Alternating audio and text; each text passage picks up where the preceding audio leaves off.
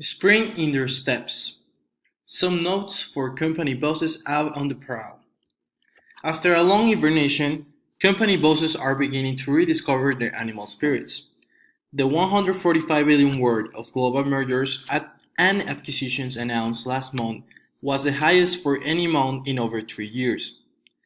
There are now lots of chief executives thinking about what target they might attack in order to add growth and value to their companies and glory to themselves, although they slowed down for a while because of the dot-com boom.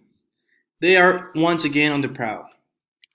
What should CEOs do to improve their chances of success in the coming rush to buy? First of all, they should not worry too much about the widely cloud statistics suggesting that as many as 3 out of very 4 deals have failed to create shareholder value for the acquiring company. The figures are heavily influenced by the time period chosen, and in any case, one out of 4 is not bad when compared with the chances of getting a new business start. So they should keep looking for good targets. There was a time when top executives considered any type of business to be a good target. But in the 90s, the idea of the conglomerate, the holding company with a diverse portfolio of business, went out of fashion as some of its most prominent protagonists, CVS and Hanson's Trust, for example, faltered. Companies had found by then that they could add more value by concentrating on their core competence.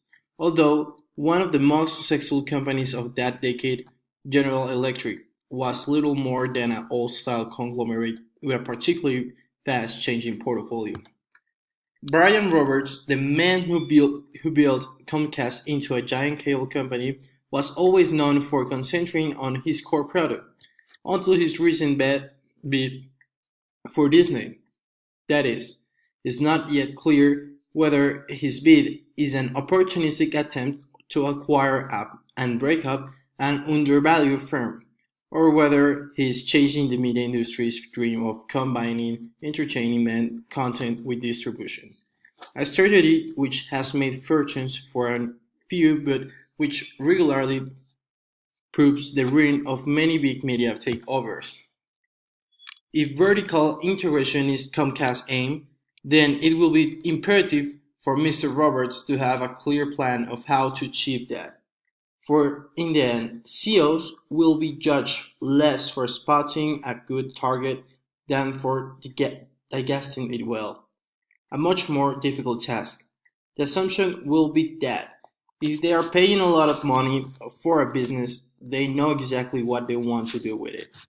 If CEOs wish to avoid some of the failures of the 90s, they should not forget that they are subject to the eternal tendency of business planners to be overconfident. It is a near certainty that, if asked, almost 99% of them will describe themselves as above average at making mergers and acquisitions work. Sad as it may be, that can never be true. They should also be aware that they will be powerfully influenced by the herd instinct, the feeling that it's better to be wrong in large numbers than to be right along. In the coming months, they will have to watch carefully to be sure that the competitive space into which the predator in front of them is so joyful leaping does not lie at the edge of a cliff.